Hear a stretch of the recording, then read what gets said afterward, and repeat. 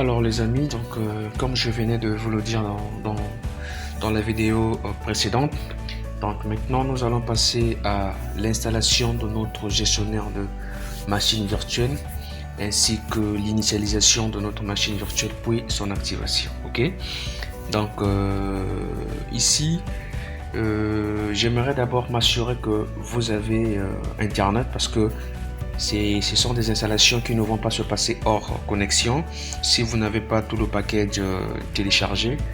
Mais si vous ne l'avez pas, donc je vais vraiment vous demander d'avoir la connexion, c'est-à-dire que votre machine doit être connectée à Internet afin de faire tout le processus du téléchargement jusqu'à la création de votre environnement virtuel. Ok, donc je vous ai également déjà annoncé la version de notre gestionnaire d'environnement virtuel Python que nous allons utiliser. Donc je vous ai dit qu'il y en a plusieurs. Donc nous avons pipenv, voilà, c'est un gestionnaire d'environnement virtuel Python. Nous avons également venv, qui est également un gestionnaire d'environnement virtuel Python. Pourquoi ne pas citer virtualenv que nous allons utiliser dans notre formation.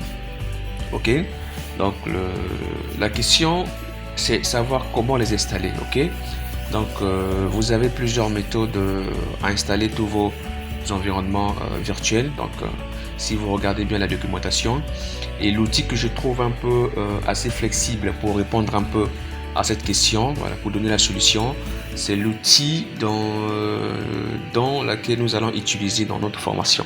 Et l'outil s'appelle le CMD. Voilà, donc nous allons démarrer notre terminal ou encore notre envie de commande. C'est grâce à cet outil que nous allons communiquer depuis le serveur de tous les librairies Python afin de recevoir l'installation de notre gestionnaire de machine virtuelle. Ok, donc je disais tantôt, vous devez d'abord avoir internet. Voilà, ce sont des commandes que si vous n'avez pas internet, en tout cas c'est mort, vous allez recevoir des messages d'erreur qui ne seront pas vraiment trop beaux à voir et du coup vous allez carrément abandonner. Voilà, je vous assure que je suis passé par là moi aussi. Alors pour commencer, nous allons installer notre gestionnaire d'environnement virtuel Python. Alors c'est parti. Alors, quelle est la commande que nous allons utiliser pour installer notre gestionnaire d'environnement Python? Voilà, je suis sur un environnement Windows, mais je vous ai dit que c'est open source. Vous pouvez également l'utiliser dans tous les environnements, voilà, Linux, Mac et tout ce qui va avec. Alors, pour notre cas, comme je suis sur Windows, la commande c'est, on va taper pip, voilà, pip install virtualenv, voilà.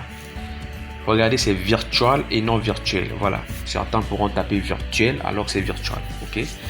Et pip c'est quoi? Pip c'est juste un gestionnaire de paquets Python. Donc si vous voulez installer des librairies Python, voilà. Ce gestionnaire de paquets vous permet de les récupérer pour les installer. Mais Python lui-même il va orienter toutes les variables d'environnement pour ça. Donc ça donne au moins un sens très flexible pour les installations de tous les paquets Python lorsque vous voulez les utiliser et tout. Alors, voici la commande à taper lorsque vous voulez installer votre gestionnaire d'environnement virtuel Python. Ici, dans notre cas, c'est virtualenv. Ok. Donc, je ne vais pas vraiment taper entrée parce que je l'ai déjà dans ma machine. Alors, ici, c'est parce que je suis sur Windows. D'autres pourront également suivre cette formation qui sont sur Linux. Ah bah, la commande est un peu, va un peu à l'approche, mais toutes les installations des logiciels et librairies sur Linux, c'est pas vraiment pareil sur Windows. Je crois que vous allez peut-être taper une commande sudo, voilà, sudo, je crois bien apt-get, voilà, apt-get install, je crois, install. Vous allez d'abord commencer par installer, si je me trompe pas, pardon, vous allez d'abord installer votre gestionnaire de paquets pip. Donc ça sera Python, ça dépend de la version, peut-être Python 3 que vous allez peut-être en avoir sur votre machine -pip. Ici vous n'installez pas votre gestionnaire de machine virtuelle, mais plutôt vous installez votre gestionnaire de paquets pip.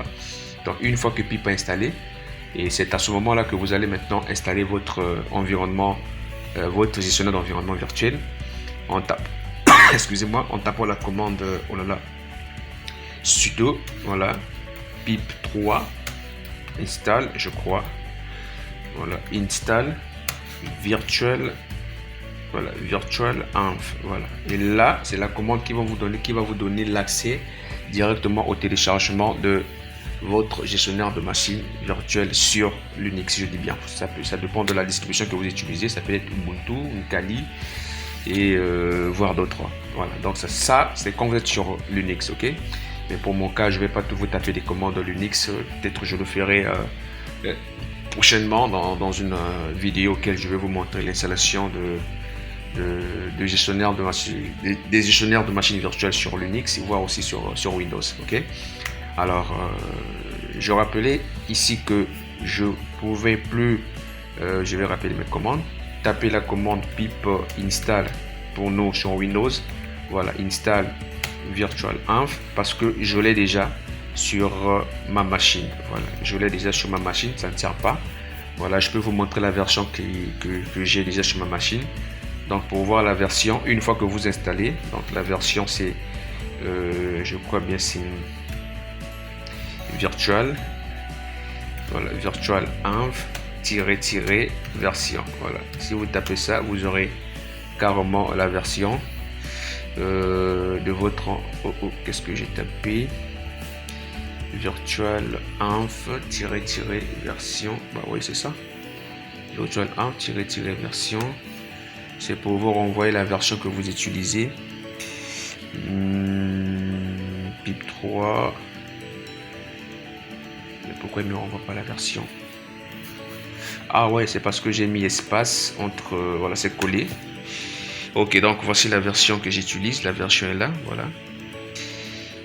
La version est là, j'utilise la version 20.14, donc vous pouvez suivre cette vidéo peut-être 2 ans après et la version ne sera pas peut-être la même, ne vous inquiétez pas, donc c'est la même chose, ok. Alors, vu que j'ai déjà l'installation et vous avez aussi installé votre gestionnaire de machine virtuelle, donc nous allons maintenant initialiser notre machine virtuelle que nous allons travailler avec.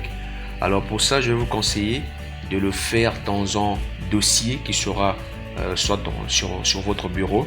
Donc pour moi, je vais me déplacer pour aller sur mon bureau, donc je ferai un CD desktop. Là, je suis sur mon bureau et je vais créer un dossier sur mon bureau que je vais appeler MKDIR. Je vais l'appeler framework, voilà, je vais l'appeler framework Django, voilà,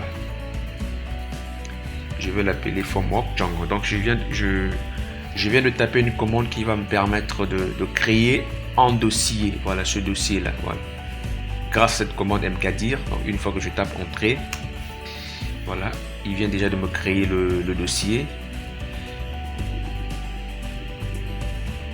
Dossier est créé, attention, je vois si le dossier est créé. Ok, le dossier est créé, donc si je réduis ma fenêtre, je vois que j'ai un dossier ici appelé framework Django, tel que je l'ai renommé depuis ma commande ici. Donc je dois maintenant accéder à ce dossier, je ferai cd, voilà, from, je rentre sur framework Django. C'est maintenant ici que je vais initialiser ma machine virtuelle, ok. Alors pour initialiser la machine virtuelle, quelle est la commande que nous allons taper? Donc je vais taper la commande qui va porter le nom de ma machine virtuelle, donc virtual, voilà, virtual env. Donc j'appelle le gestionnaire de machine virtuelle, je dis virtual env, créez-moi une machine virtuelle au nom de myenv, voilà. Ici myenv représente le nom de votre environnement virtuel que vous avez créé, ou encore le nom de la machine virtuelle que vous avez initialisée pour votre projet. Donc là, je viens d'initialiser une machine virtuelle qui s'appelle myenv. Et là, je tape entrée. Cette commande vient de me créer, vient de m'initialiser une machine virtuelle, voilà, dans le dossier framework Django. Donc si je vais dans ce dossier, je verrai, voilà, il vient de me créer un dossier ici, voilà, myenv.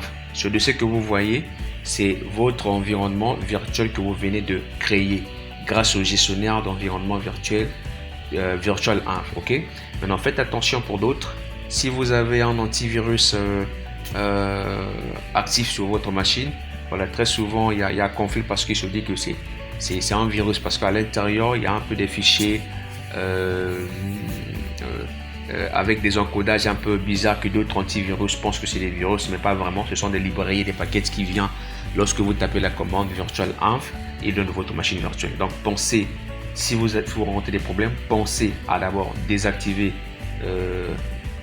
votre antivirus, bien à la mettre en veille, puis le réactiver après avoir tapé cette commande. Alors, ici je viens de créer ma machine virtuelle, donc comme je disais dans le plan de notre formation, je viens de l'initialiser. Alors là pour l'instant, il n'est pas encore entré en jeu pour me permettre de travailler dans la suite de mon projet. Alors qu'est-ce que je dois faire maintenant? Je dois maintenant l'activer. Ok. Alors pour l'activer, vous avez plusieurs façons de l'activer. Vous pouvez l'appeler directement, tel que moi. Je peux faire MyEnv. Voilà, MyEnv. Je fais un slash. Je tape juste S. Je mets juste S. Je tabule. Il me donne script. Je mets l'anti-slash. Je tape A. Je tabule. Il me donne activate. Regardez bien comment je mets. Donc je viens dans le dossier de ma machine virtuelle. Il y a un sous-dossier qui s'appelle script. Et dans ce sous-dossier script, il y a un fichier d'activation pour activer ma machine virtuelle qui s'appelle activate. Donc dès que je tape entrée, vous voyez que il vient d'ouvrir en parenthèse le nom de ma machine virtuelle. Ça veut dire que là, ma machine virtuelle est activée. Ok.